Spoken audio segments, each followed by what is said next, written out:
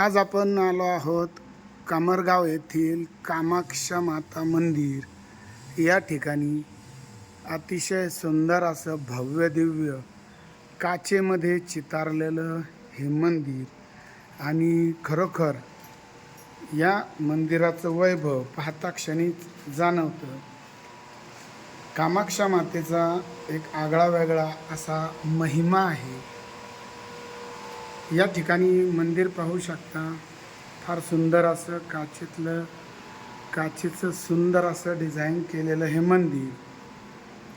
या मंदिरामध्ये या बाजूला आल्यानंतर वरती असं सुंदर असा काचेमध्ये डिझाईन केलेलं एक सुंदर असं रूप या ठिकाणी दिसतं. त्याचबरोबर हे खांब. कामरगाव या ठिकाणी आल्यानंतर हे या मंदिराचं आकर्षण आहे. या मंदिरात गावातील भाविक मोठ्या श्रद्धेने येत असतात. श्रद्धेने येऊन या ठिकाणी ते त्यांच्या मनोकामना देवीजवळ मनातल्या इच्छा सांगून त्या पूर्ण व्हाव्या यासाठी देवीचं वरदान मागत असतात. या ठिकाणी आणखी एक देवीची मूर्ती या ठिकाणी दिसते आपल्याला. ही कामाक्षा मातेची मूर्ती. त्याचबरोबर पुरातन गणपती आणि याही बाजूला सुंदर असं काचेत केलेलं हे काम फार मनमोहक वाटतं, मन भावक वाटतं. या ठिकाणी आपण या देवीचा महिमा, या देवीच्या ज्या पुजारी आहेत त्यांच्याकडून जाणून घेणार आहोत. आपण आतमध्ये जाऊन देवीचा महिमा या पुजारी ताईंकडून समजून घेणार आहोत. मावशी, आम्हाला देवीबद्दल माहिती सांगा ना थोडी. देवीबद्दल देवी म्हणजे आपल्या महाराष्ट्राचं एक मोठं दैवत, म्हणजे आमच्या गावात ग्रामदैवत कामरगाव. महाराष्ट्राचं पहिलं मोठं दैवत कामाक्षा माता. बरोबर. आणि तिचे उगमस्थान आसाम गुवाहाटीला आहे.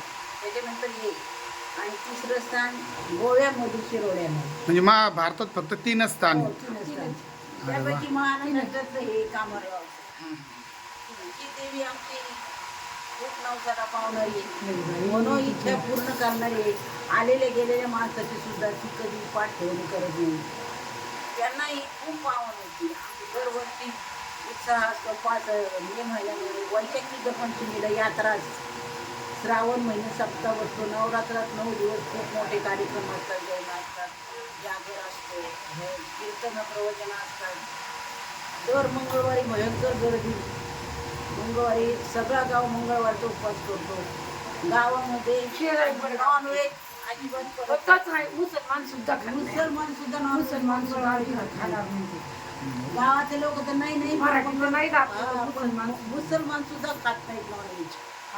सगळे उपवास करतात मंगळवारचा. सवासनी पण घालतात. अशा प्रकारे हा देवीचा महिमा या आजी आणि या पुजारी या ठिकाणी असतात. त्यांनी आपल्याला या देवीचा महिमा सांगितला की या गावामध्ये कुठल्याही प्रकारचं नॉनव्हेज खाल्लं जात नाही.